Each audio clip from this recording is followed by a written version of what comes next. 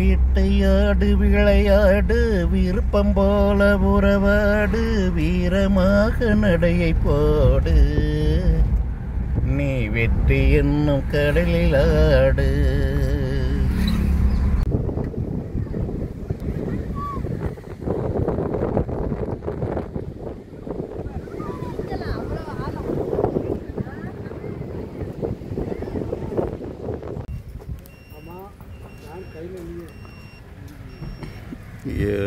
இன்றைக்கி ரெண்டாவது ஆய்வு பண்ணிக்கு வந்திருக்க இடம் திருச்செந்தூர் கோவிலுக்கு மிக அருகில் உள்ள இடம் இது. கடற்கரை இங்கேருந்து 1 கிலோமீட்டர் தான் இருக்கும். கோவிலும் 1 கிலோமீட்டருக்குள்ளே தான் இருக்குது. இதில் ஆல்ரெடி ஒரு உரைக்கிணறு இதில் கிடக்கு, மூடி கிடக்கு. இங்கே வாட்டர் லெவல் 10 செடிமெண்ட்ரி ஏரியா இது.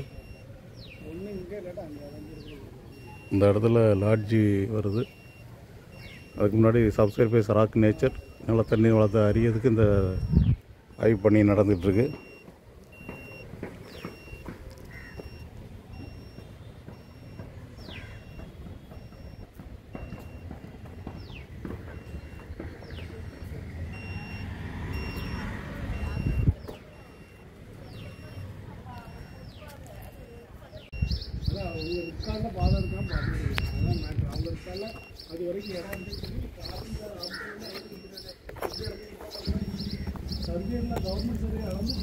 இது ரெண்டாவது ஸ்கேனு 25 மீட்டர் லென்த்து.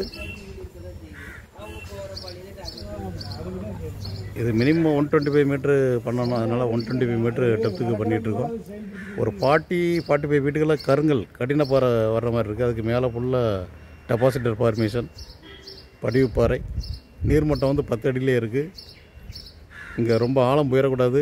கடந்து கொண்டு 30 அடியை கடந்து போயிடக்கூடாது. உரைக்கிணறு அல்லது கைப்போர் தான் இங்கே சூட்டபுள் ஆகும்.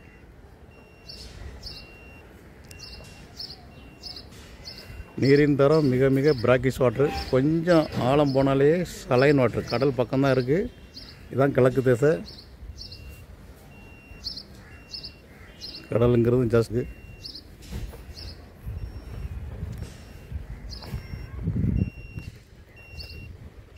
ரெண்டாவது ஸ்கேன்லேயும் 2 பாயிண்ட் அடையாளம் வந்திருக்கு. கிழக்கு மேற்கு இங்கே பாறை அமைப்பு இருக்குது.